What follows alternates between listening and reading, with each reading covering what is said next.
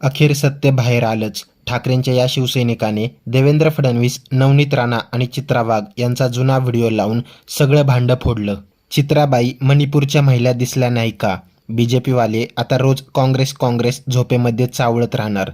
कमळाबाई केवळ व्हॉट्सअप व अण्णा हजाऱ्यांमुळे सत्तेत आली व बघता बघता भस्मासूर झाली. 2023ला बिल पास झाले होते, तर मग आता बिल मांडायची काय गरज? यामागे खूप मोठे षडयंत्र असावं. धन्यवाद विरुद्ध पक्षाला. हे बिल एकजुटीने हाणून पाडलं. अहो यांची नाचक्की झाली.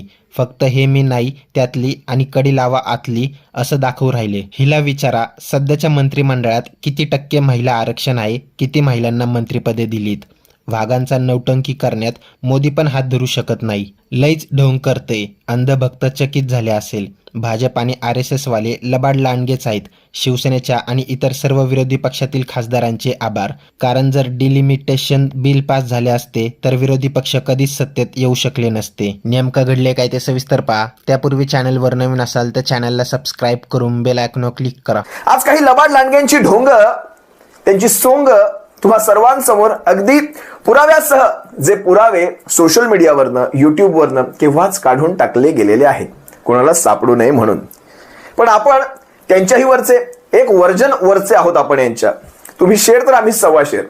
आपण तुमचे पुरावे त्याच वेळेस घेऊन ठेवले होते, कारण आम्हाला माहिती होतं भविष्यात तुम्ही काय करणार ते. मी तुम्हाला 2 ते 3 लबाड लांडगे दाखवतो, त्यांचे तेव्हाचे व्हिडिओ, आत्ताचे व्हिडिओ. कारण ह्यांना माहिती आहे आपले जुने व्हिडिओ काढून झालेले आहेत, आपले डिलीट करून झालेले आहेत. आता आपण जे आत्ता म्हणू तेच खरं.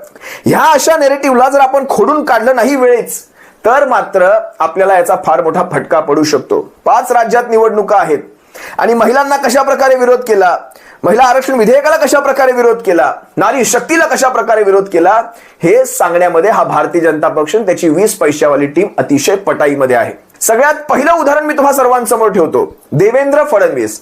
देवेंद्र फडणवीसांनी काल परवा ज्या वेळेस माध्यमांसमोर गेले, कशा प्रकारे काँग्रेस या सगळ्या गोष्टींची त्याला आता भुगतान करावं लागेल, या गोष्टी त्या भोगतील, महाराष्ट्रातल्या महिला, देशभरातल्या महिला काँग्रेसला धडा शिकवेल, काँग्रेसच्या मित्रपक्षांना धडा शिकवेल, हे सगळं ज्यावेळेस बोलत होते त्यावेळेस मला हसू येत होतं कि सारे विरोधी बैंड बजाकर डांस करे, राहुल जी भी उनके साथ डांस करे कि किस प्रकार से महिलाओं का अधिकार हमने छीन लिया. आता तुम्हाला मी जो व्हिडिओ दाखवेल, तो व्हिडिओ दाखवल्यानंतर तुम्ही स्वतःही तेच गाणं म्हणाल, लबाड लांडग ढोंग करतय. या व्हिडिओमध्ये, म्हणजे हा जो व्हिडिओ मी तुम्हाला दाखवणार आहे हा 2023 आहे. 21 सप्टेंबर 2023.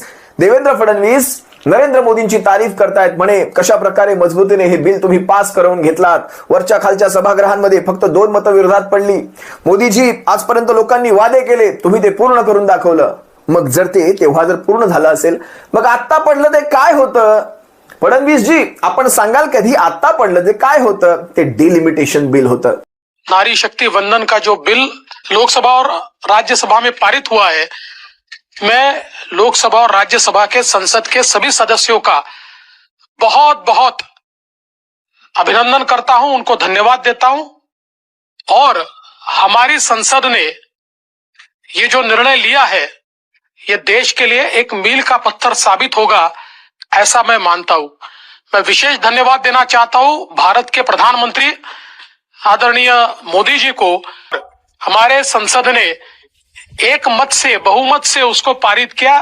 केवल लोकसभा में 2 वोट अगेंस्ट गए, लेकिन राज्यसभा में तो पूरी राज्यसभा 100% इस बिल के साइड से थी. एखाद्या गोष्टीचं राजकारण कसं करावं हे देवेंद्र फडणवीसांकडून सगळ्यांनी शिकायला हवं. याच्या राजकीय बुद्धीची तारीफ करावी तेवढी कमी आहे. राजकारणात कसं यशस्वी व्हायचं, खोटं बोलायचं पण रेटून बोलायचं, देवेंद्र फडणवीसांचा हात कोणीच पकडू शकत नाही. दुसरा उदाहरण दाखवू, दुसरा नमुना. काल माजी खासदार नवनीत राणा रडल्या. म्हणे नरेंद्र मोदींची तारीफ करता करता त्यांना रडू कोसळलं. कसं आम्ही तुम्हाला 400 पार घेऊन जाऊ शकलो नाही. ही 400 पारची संकल्पना काय आहे माहितीये? ज्यावेळेस संसदीय बिलं येतात, म्हणजे घटनेमध्ये तुम्हाला काही अमेंडमेंट करायचे असतात, घटनात्मक बदल करायचे असतात, त्यावेळेस 2/3 लागतो. फक्त मेजॉरिटी नाही, 2/3 लागतो. तो आकडा जवळपास 400च्या पुढचा पाहिजे 543 पैकी. त्यासाठी यांना 400 पार पाहिजे होते. म्हणजे तुम्हाला संविधान जर बदलायचं असेल तर 400 पार पाहिजेत. भाजपाच्या अनेक खासदारांनी मागे बोलून सुद्धा दाखवले आम्हाला 400 पार पाहिजेत. त्यामुळे देशाच्या जनतेने यांना 240 वर आटोपलं होतं. असो, या नवनीत राणा काल ज्या प्रकारे लढल्या मला सुद्धा वाईट वाटलं. म्हणजे किती म्हणजे अतीव दुःख आहे. कारण शेवटी अश्रू कसे आतून येत असतात, अश्रू खोटे काढता येत नाहीत कधी. पण नंतर मला कुठून तरी माहिती मिळाली की ह्या अभिनेत्री होत्या म्हणे, त्यामुळे मग मी तेही सोडून दिलं. जाऊ द्या म्हटलं, अश्रू आहेत ते, यांच्यासाठी काय नवीन त्याचं. या नवनीत राणा काल ज्या प्रकारे अश्रू ढाळत होत्या, काय ते रडणं, काय ते अश्रू, काय ते चेहऱ्यावरचे हावभाव, असं वाटतंय किती आत्मीयता त्या भारतीय जनता पक्षाबरोबर. म्हणजे यांचे नव्याचे 9 दिवस सुद्धा अजून संपलेले नाहीत. भारतीय जनता पक्षामध्ये प्रवेश घेऊन नव्याचे 9 दिवस सुद्धा संपलेले नाहीत. त्या खासदारकीसाठी स्वतःच्या नवऱ्याचा पक्ष सोडला आणि पडल्या. असू द्या, त्यांचा इतिहास वेगळा, तो सोडून द्या. पण हे लोकांना जे फसवायचे धंदे चालू आहेत यांचे, हे कुठेतरी बंद झाले पाहिजेत. त्यासाठी पुराव्यानिशी उत्तर देणं हे फार गरजेचं आहे. तुमच्या सर्वांसमोर पुरावा ठेवतो. ज्यावेळेस हे बिल मंजूर झालं त्यावेळेस नवनीत राणा भर मीडियावर मोदींची तारीफ करत होत्या. म्हणजे मोदींनी देशातल्या करोडो महिलांसाठी हा सन्मान दिलेला आहे. मग नवनीत राणा, जर ते बिल तेव्हाच मंजूर झालं होतं तर मग आता रडायची गरज काय? नेमकं तुम्ही कुणाला उल्लू बनवताय? सिर्फ 2 जनों को छोड़कर लोकसभा में जिस तरीके से मतदान सभी ने महिलाओं के बाजू में दिया है, तो मुझे लगता है सभी को ये पता था कि महिलाओं को महिलाओं का अधिकार मिलना चाहिए. उसी तरीके से लोकसभा में ये मतदान हुआ. हे सगळे आपल्याला वेडे बनवतायत आणि आपण ते वेडे बनतोय, याचं जास्त वाईट वाटतं. या उदाहरणांची कमी नाहीये.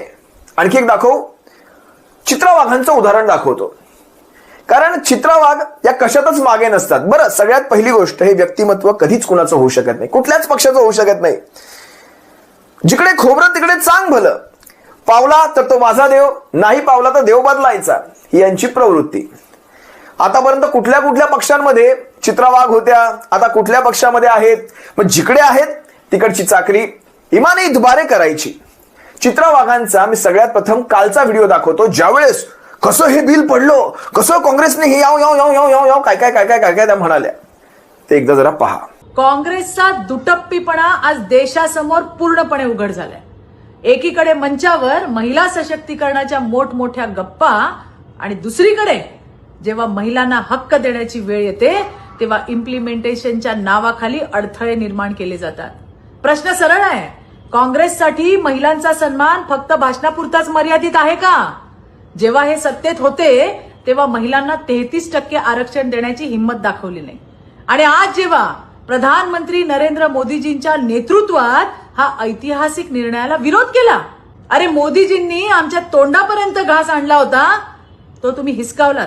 हा व्हिडिओ पाहिल्यानंतर चित्रा वाघांचा तो 2 वर्षांपूर्वीचा, ज्यावेळेस 21 सप्टेंबर 2023 ज्यावेळेस हे बिल मंजूर झालं होतं, चित्रा वाघांनी गणपती बाप्पा मोरया म्हणत अगदी पारंपरिक वेशामध्ये चित्रा वाघांनी या बिलाचं नरेंद्र मोदींची भरभरून तारीफ वगैरे वगैरे, आणि सगळं काही हिंदीत बरं का. म्हणजे वायडर अँगल घ्यायचा आहे, जास्तीत जास्त हिंदी लोकांमध्ये सुद्धा पोहोचलं पाहिजे, म्हणून वायडर अँगल साठी किंवा चुकून माकून नरेंद्र मोदींनी जर ऐकलंच तर हिंदीमध्ये बोलूयात. गणपति बप्पा मोरिया, नारी शक्ति का वंदन, नारी शक्ति का अभिनंदन. महिला आरक्षण देने वाला विधेयक नारी शक्ति वंदन, नाम से ही तस्वीर साफ है. नारी शक्ति को वंदन करने वाला यह बिल लोकसभा में बहुमत से पारित होने के बाद हे सगळे व्हिडिओ पाहिल्यानंतर मग मी जे सुरुवातीपासून गाणं म्हणतोय, लब्बाड लांडग ढोंग करते, यावर आता तुम्हाला काय वाटते ते कमेंट करून नक्की कळवा. व्हिडिओ आवडल्यास लाईक करा, शेअर करा, सबस्क्राईब करा आणि बेल आयकॉनवर क्लिक करा. तसेच आमच्या फेसबुक पेजवर नवीन असाल तर सत्य मराठी या फेसबुक पेजला फॉलो नक्की करा. धन्यवाद.